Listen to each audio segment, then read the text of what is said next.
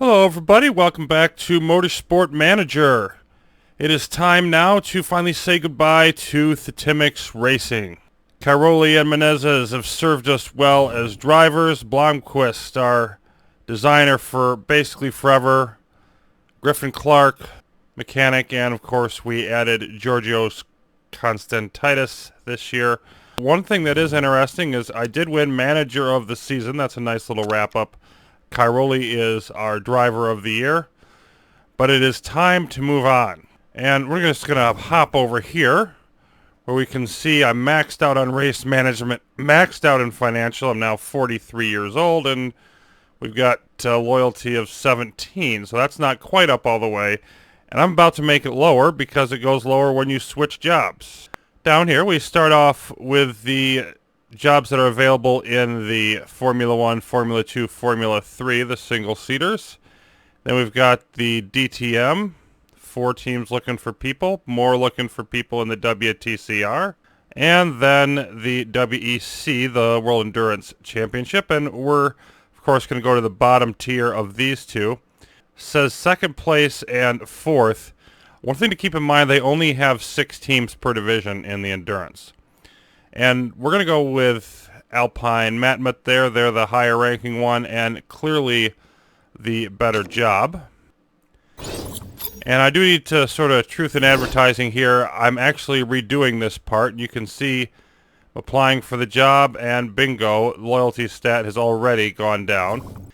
But I'm redoing this part because there was a problem that I'll get to later in the off-season. I made a bad decision because the game isn't really clear about some things, and I wanted to go back and correct that. So I've noted all the moves that I made. I'm going to make the same ones again, except for the one little tweak.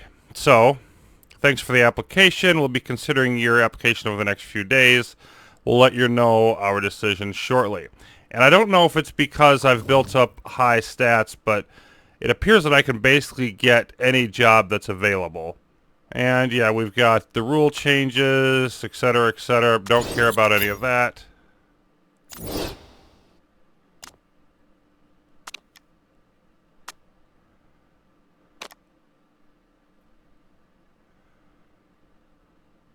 There we go. There's their decision. I'm delighted to say we'd like to offer you the job. We hope you'll accept. All the best. Zachary DuPont. And of course, we're going to take it. Get this little splash screen, and it resets us over into that position. Okay, so let's take a look here. Welcome to Alpine Matmut. Always a pleasure to welcome a new manager who's hoping this job will be a great success for you. Romain Dubois, our assistant, will keep us up to date. Vivian Castelli, and says hello from Car 2. So that's already the sort of getting a little bit of a different setup there in the Endurance. Not really too sure who you are. I'll give you a bit of time to prove yourself, though. It's only fair. These are a couple of the other drivers. Get along pretty well. Keep us like one big happy family. I think we have a shot at winning the title this year. We're outsiders with a great season. I think we can do it. Another greeting from Thed Bjork. You're the nobody who's taking over the team. And I think that they're still basing this off the unknown backstory, clearly. But that's kind of a bit annoying to me because I would think by this point the success I've had in the GT series would at least give them some respect for me, even though I'm not an endurance guy. But, you know, yeah, again, our designer, Keiji Fujiwara, saying the same thing. Not really sure how he got this job, to be honest. Our design facility is decent, but always room for improvement. We could use some work on the engine. So we've got some specific ideas here.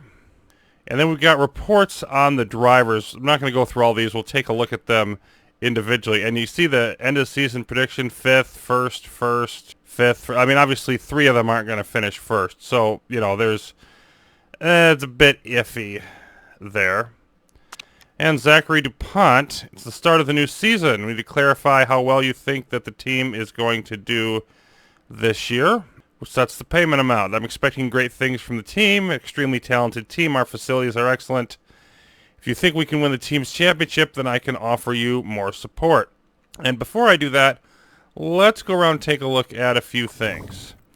So here's the calendar for the year. And we've got Ardennes, Black Sea, Tondela, etc. And no repeats. And there's only 9 events.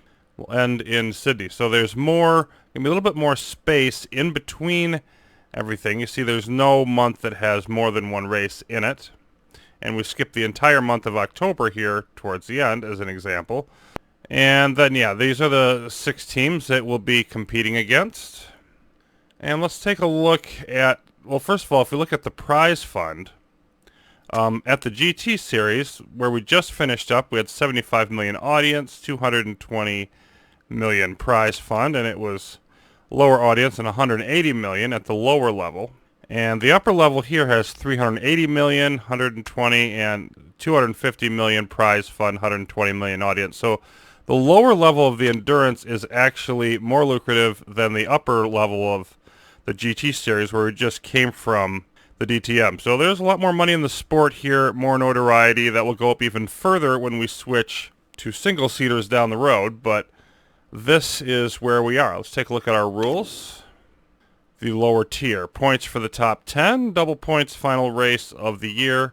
Cortez Endurance style tires are not as fast, but they last longer. Makes sense for the endurance system. We've got some good tire choices. Driver aids are banned. Spec front wings and suspensions, so as you might expect for a lower tier, there's a bit of a limitation. High merit payments. Bonus points for pole position are here. We do have refueling up to 20% of race distance. So that means we're going to be making multiple stops, says up to at least 4 pit stops during the race. Simultaneous pit stops with larger pit crew size, and they're not kidding about that. 40% driving time limit. Drivers are penalized if they drive more than 40% of the race. Teams need 3 drivers to take part during each race, and that's for each car. It's just the whole driver setup thing is way different in endurance racing. Normal width tires, which is a fairly high performance one. Advanced ERS. And that was just added for this year down here. 3 types of ERS: flywheel, supercapacitor, and battery. And this is where the problem I had came in, because once again, hybrid is not allowed, but the game doesn't actually tell you that. Unless you have a specific rule enabling hybrid, then you don't have the hybrid capacity. So all we have available is the power boost.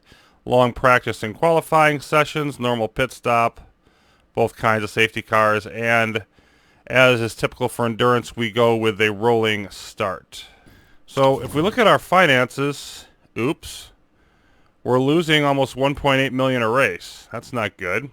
If we look at the sponsors, it's actually not as bad as that appears. One, we've got some more sponsor offers here that we will look at much further down the line. We see Gatorade had an upfront payment for Clorox, for Yoda, Acronis. See, all of these were upfront payments. And of course, they don't factor into the per race thing.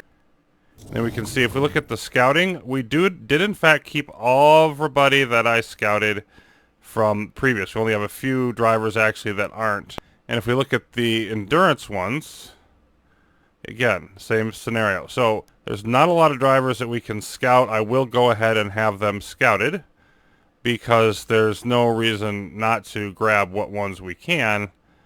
But for the most part, you know, we're looking pretty good here. And here's the pit crew. And look at all this fun stuff. We have 10 active pit crew. We've got the rear and front jack as usual, tires as usual. We've got dedicated refuelers, dedicated fixers. And then if we look at our reserve, we only have 2. So that's a problem. And frankly, I think we're just going to need to hire everybody that's available, regardless of how good or bad they are. And we're going to want to gradually build up a bench of crew people here. You can see the 50,000 cost is also more than it was before, so that took 250K out of us. But even looking at that, like, we still don't have a backup for every person that's out there. So we're going to need to definitely build that bench. Let's just get our sponsor hire in here. Couldn't hurt.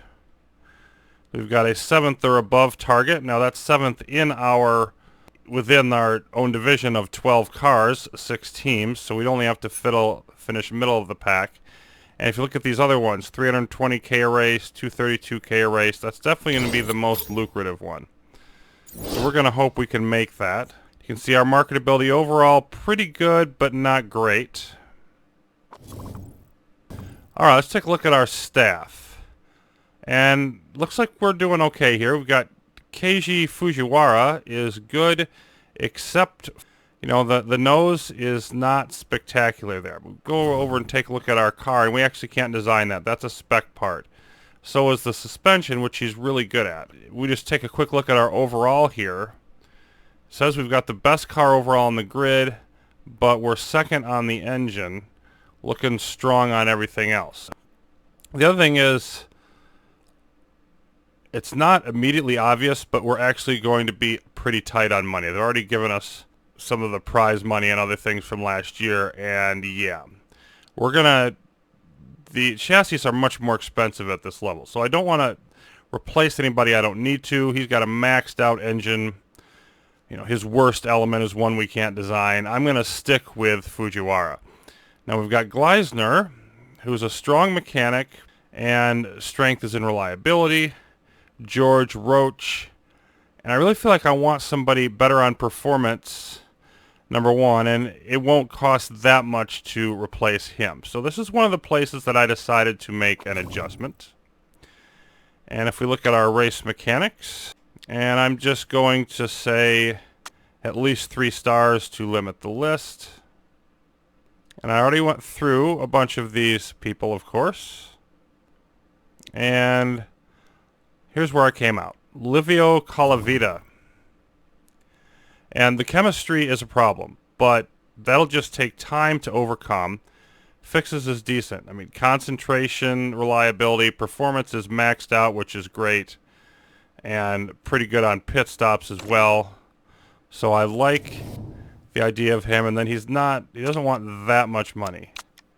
So we're going to go with 41K. Give him a long deal. He doesn't care about the signing on fees. Very patient approach here. So we're going to propose that deal. And then look at our drivers. Oh my goodness. Well, we're comparing the cars because they're sort of, this is an amalgamated ability of the drivers for that car, I believe. And then we can switch drivers around to various cars if we want to do all of that. But let's take a look. This is all new. This is a stamina bar. We'll get into that in just a second here. It's better explained from this screen.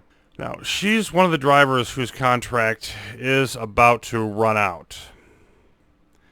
Stamina bars used during endurance races to show how tired your driver is, and that purple area is fired up. That means they'll perform at a higher level when that's on. So obviously it'd be nice to have that at the beginning for someone who's going to start off the race. And then also there's a danger zone, and it's not the same size for each driver. You know, when they get down there, we really want to get them out of the race. Okay, so she's a 3.5-star driver making 283K a race.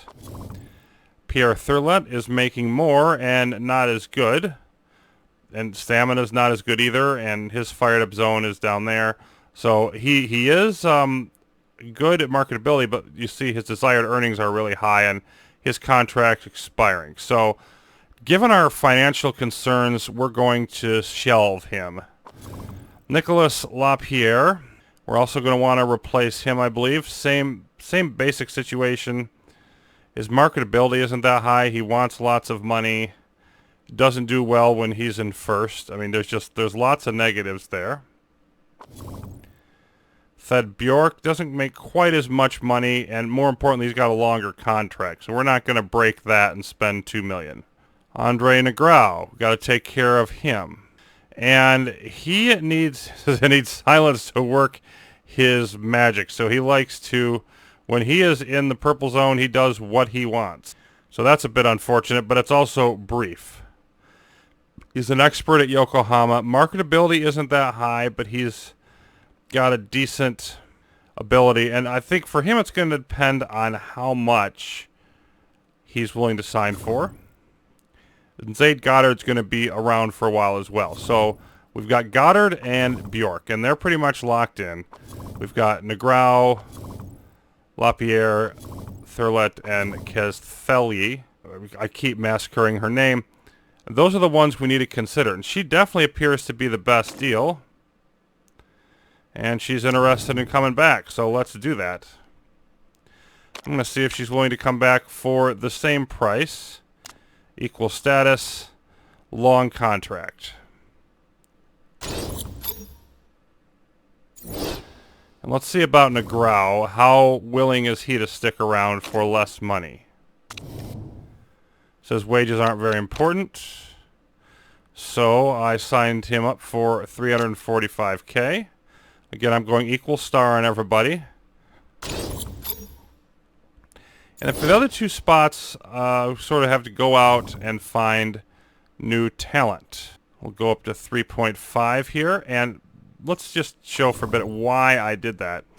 Take a look at some of the other teams. And if we take a look, like we've got 4 stars and 3 stars on our drivers here.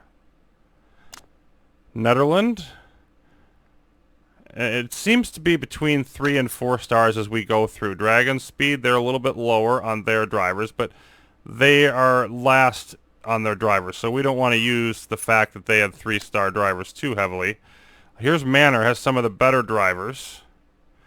Again, they tend to be between 3 and 4 stars. So I was thinking, you know, if I could add drivers in that 3.5 to 4-star range, then I might be feeling okay with that. And if we've got a strong car, that should carry us through. And I don't want to go higher than that because of the finances. And there's Lucas Auer, which is quite amusing. But I settled on a couple drivers, and I could have picked others, a lot of them in the same range. Now, Stefan Muck wants to switch careers, 100K subtracted there. Pretty good marketability. Stamina's solid. You see he's got overall quality stats just under 4 stars. So he seemed to be a quality hire. 414K, a little higher than I'd like to go, but we'll stick with it. Long contract, of course, and equal car. Not too interested in these. And very patient approach. So we're going to work on signing him. And not quite as good is Mr. Dirk Mueller. Now, he didn't have this before. He's got a cold for 7 days. Well, that might just make him cheaper. He wants to shift careers as well. You can see similar stuff there. His stamina bar is not as good, but he's really good marketability, so I figured cheap, good marketability, and he is solid. Let's go with that approach.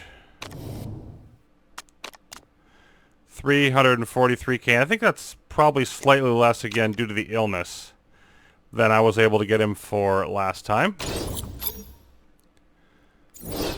And so those are the hires I wanted to make. Those 2 drivers and the 1 mechanic. And then we just sort of need to push forward. And I don't want to go with, even though we need the money, I don't want to go with this first place option. One is because we've seen before that hurts your marketability. You boost marketability by exceeding expectations, and you can't exceed first place expectations. So even though it's going to cost us a few million, we're going to go with 3rd place. And then if we finish 2nd or 1st, that will be helpful. And then onward we go. And right away it's time to knock into preseason and design our chassis, which is going to be huge, huge, huge. And we've got another reset here. And I'm wondering if they're doing a reset every year for every series at this point. That's kind of, it just feels, you know, a bit ridiculous. But yes, let's get cracking on that design. And we added a little bit more money. And I had more money at this point last time. More money by a significant margin. So I'm not sure what happened with that. Now we do have discounts here. That's a significant thing. And we want to, like, improvability is going to matter. We can't buy from Toyota. That's blocked off to us. So that's an issue. And you can just see, like, the prices are so much higher. Like you can see last year's, 70 million. We only have half of that. So we're going to be very careful on what we spend. And improvability is important. We definitely don't want to go for either one of these. I might want to try to afford Mechachrome. Let's just see. That would give us improvability there. It'd be somewhat lower improvability and performance for this one with a discount, but we might have to go down to that. So we'll see. What I'm looking for is sort of a balance between improvability and performance. No discounts here. Let's see if there's any significant... Okay, that's just over 4-star. I'm looking at the improvability. That's a little better. And that's even better. But maybe we save a little bit of money and go here. I don't really want to go with any of these medium or very weak options. And we're not talking about that much money difference. This one is slightly better performance, slightly worse improvability. I'm thinking Golf at the moment. Then material suppliers. We've got a 20% discount with very strong tire heating here. That'd give us 4 there, 2.5. And this is just the reverse of that, but for more money. So we're definitely going to go there. See, we're already well overspending. I'm wondering how the chairman's going to feel about us going negative on the finances. I think we're going to find out. So tire wear and tire heating. And I think given what we've done up there, like maybe we go cheap here and get good tire wear, but then not so hot on the tire heating. And just sort of, we got to save some money there. And here we go. This is the lovely ERS. Now, what I did last time is got the flywheel ERS. Large energy storage lasts longer when used in hybrid mode, which is great, but we don't have hybrid. Large energy store works best as an all-rounder. And supercapacitor ERS is small with that charges super fast and has good life when used as power mode. And it would seem that that is obviously the best one for power mode, is what we're going to have. So we're going to sign that. And I'm not going this far into debt, so I've got to find ways to save. I mean, this is a good chassis, although not as good as last year. But the fact of the matter is we can't afford to go that high on things. So I'm going to have to go down here. And you can see this actually doesn't hurt the fuel efficiency. It only hurts the improvability. And I don't like doing that, but we just don't have that kind of money. Is there anywhere else we can reasonably save money? We'd have to sacrifice improvability here. Yeah, that's just too low when we're aiming for a title. Yeah. So I don't like this at all, but we're going to just sort of sit 40 million here, and then it'll be a little over 3 million into the negative. And there's all of our various components. So we're definitely want to be careful on the finances, because we're going to need more money going forward for sure. We're going to be losing money the various races that we do at the beginning. We're going to have expensive parts to develop. We could be in a really big financial crunch here.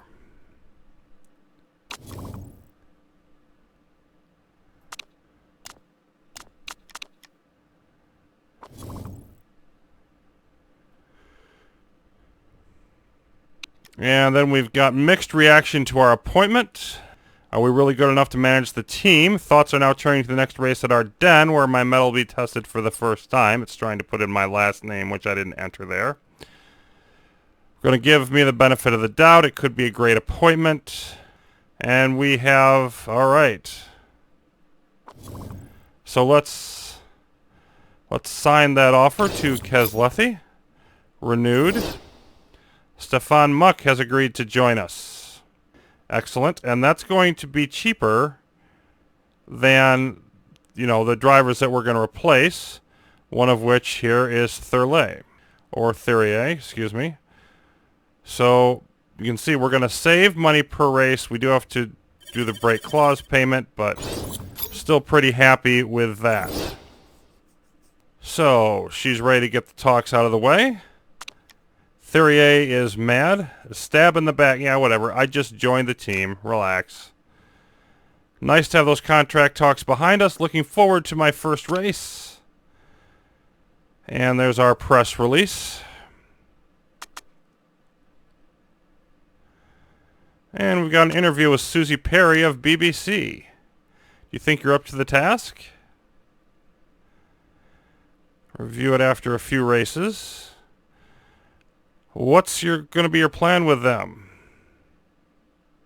Can't know for sure till I see them out on the track. The chairman likes that answer. And predicted us to win in the BBC preview. Is that accurate? Do you think you can do any better? Well, I can't do better than first, obviously. Yeah, that's just dumb. We'll do better. Prediction seems fair. I'll just say the prediction seems fair, but that's kind of a dumb answers to have when they're predicting you to finish first. An outsider. Hope to make the most of this chance. Okay, yeah, so some of those are a little off.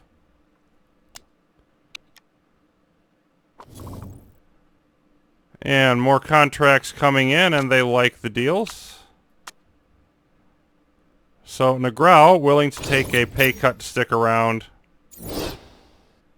And Mueller will come in to replace LaPierre and make less money than he does. So again, we're throwing money out the door here, but we're going to save it in the long run, another 200K. And let's see where that leaves us overall. Yep, 1.7 million. I don't know how far into the negative you have to get before the chairman throws a fit, but my guess is I don't want to test that any more than is needed. LaPierre, yeah, screw you too, whatever. And Mueller's so glad to have joined the team.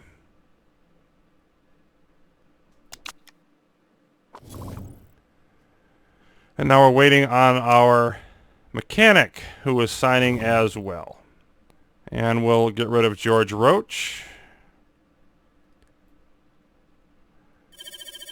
Slight amount more going out the door. And he's actually slightly more expensive per race, but again, it's worth it for his additional abilities. Brilliant to have joined you here. Calavita has a tough job having to meet the demand of all three drivers. Indeed. And then as we go through like the fuel supplier breakthroughs, yeah, it's just going to cost 2.5 million. Nope.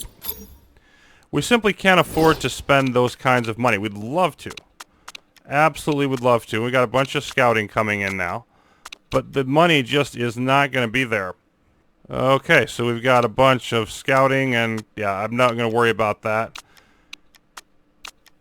We've got our drivers. Some early simulations that there's some gains to be made with the tire wear. We can't do it. We would like to, but we can't do it. And it's time to look at our new livery. And, you know, we could go with various things, but I'm going to just stick with their default. Figure I'm going to stick with what the team has, and then I'll change it up if and when we get promoted.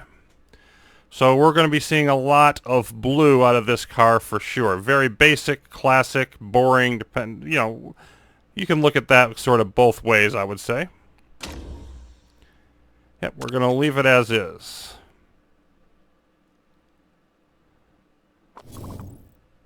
All right, they want to work on the improvability. I would love to. Don't have the money. Preseason testing about to go out. Dragon Speed has improved their handling development center. And by the way, I think this is why we don't have the money, because right before I came in, they decided they were going to build a staff center. And if we look around at our HQ, Design Center's level 2. Okay. That we've seen before, but they've got level 2 simulator. You can see a lot of our part knowledge is up higher than it has been at other places. Max level tour center, which of course there's only one, but still. Let's see, here's a level 2 brakes R&D. We haven't seen that before. Looks like they maybe added that building out there. The wind tunnel level 2. So they've got this whole thing that they're didn't have before. And let's see, telemetry center out this way. That's a little bit nicer than it was before, so we've got some upgrades. And then the staff center, where is that? There we go, and they're upgrading that, so we'll see what that looks like when it's complete, which will be very soon. And I kind of wish I had the money instead of the new staff center. So that's just going to hurt our expenses even more. Okay, preseason testing. Here we go. I'm a little bit nervous, frankly, about our chassis. Whether it's strong enough, are we good enough to handle the competition this year? And one of the things you'll notice here, see how it says Class A and B? In the endurance season, you actually, both divisions race at the same time on the same track because they're smaller divisions. And, okay, we had gearbox issues. That's not good because Lefty has gearbox issues. We did respectable with the other car.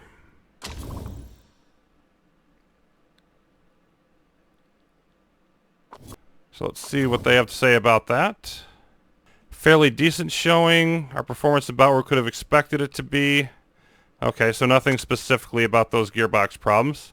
Start of the new season, and now we need to reset our goals. Okay, so I'm going to aim for second because I think we really need the money. I predict that we come second, so we'll nail that. It means we'll have to really do well to improve marketability, but oh boy, it's tough. I don't want to aim that low. I think we just need the cash.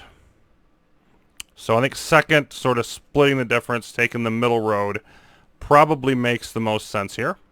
And our den is coming up in 11 days. We did all of our scouting. So that's just about going to take it for the off-season. And now our car still says first overall, but the engine is not great. So definitely wanting to be working on that. Definitely have a challenge ahead of us. We've got to deal with the financial situation. Got to bring in whatever sponsors we can to boost that. We've got to develop more parts to keep improving the car, especially in a reset year. But that'll be all for now. Next time we'll be looking at Ardennes, the first race that I have done in the endurance schedule. Till then, thanks for watching. More Motorsport Manager will continue.